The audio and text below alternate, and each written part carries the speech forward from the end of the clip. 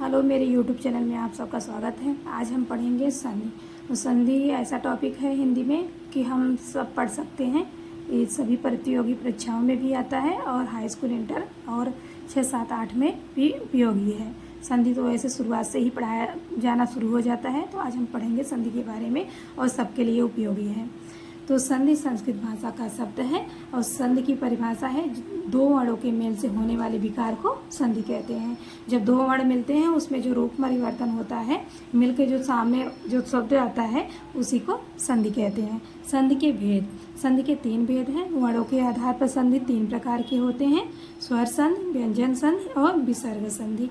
अब उसके बाद हम पढ़ेंगे स्वर संधि के बारे में। पहला है स्वर संधि, उसी के बारे में पढ़ेंगे। दो स्वरों के मेल से उत्पन्न विकार अथवा रूप परिवर्तन को स्वर संधि कहते हैं। जहाँ दो स्वर मिले, व्यंजन नहीं, व्यंजन मिलेंगे तो व्यंजन संधि हो जाएगा। जो दो स्वर मिलते हैं उसके विकार को उत्पन्न जो विकार होता है या रूप परिवर्तन होता है उसी को स्वर संधि कहते हैं। स्वर संधि के 5 भेद हैं: दीर्घ स्वर संधि, गुण स्वर संधि, वृद्धि स्वर संधि, यण स्वर संधि, अयादि स्वर संधि।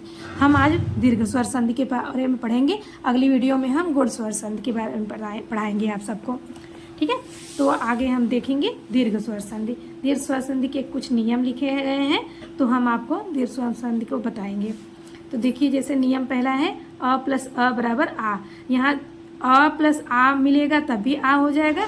दीर्घ स्वर संधि का मतलब होता है कि ये दीर्घ में हो जाएगा। ये यहाँ पे दीर्घ में, छोटा नहीं रह जाएगा, ह्रस्व नहीं रहेगा, दीर्घ हो जाएगा। तो अ प्लस आ मिलेगा तब भी आ हो जाएगा, आ प्लस अ होगा तब भी आ हो जाएगा, आ प्लस आ रहेगा तब भी आ होगा। इसका उदाहरण एक देखिए, जैसे देवधन आलय, देवालय।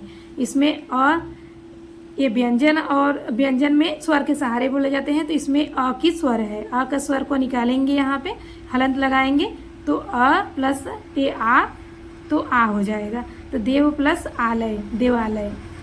अब ऐसे दूसरा नियम है ई प्लस ई बराबर बढ़िए।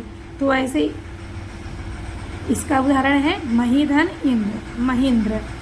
तो मही में बड़ी है, बड़ी प्लस छोटी, महेंद्र।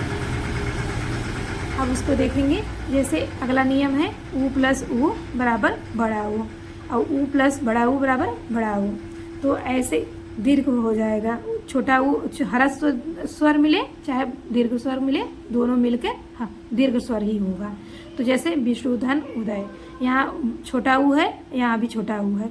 ये छोटा ऊ और छोटा ऊ मिलेंगे तो बड़ा हो जाएगा। तो विष्णुदय, इसका संधि विच्छेद क्या होगा? विष्णुदय। यहाँ पे विष्णु में छोटा ऊ लगा था, यहाँ पे बड़ा ऊ हो जाएगा। तो आज हम दीर्घ स्वर संधि के बारे में पढ़े हैं। कल हम पढ़ेंगे गुण स्वर संधि के बारे में। तो आशा करती हूँ मैं आप सबको समझ में आया होगा। आगे हम पढ़ेंगे गुण स्वर संधि के बारे में। अगली वीडियो में पढ़ेंगे गुण स्वर संधि के बारे में और बताएंगे आप सबको। तब तक के लिए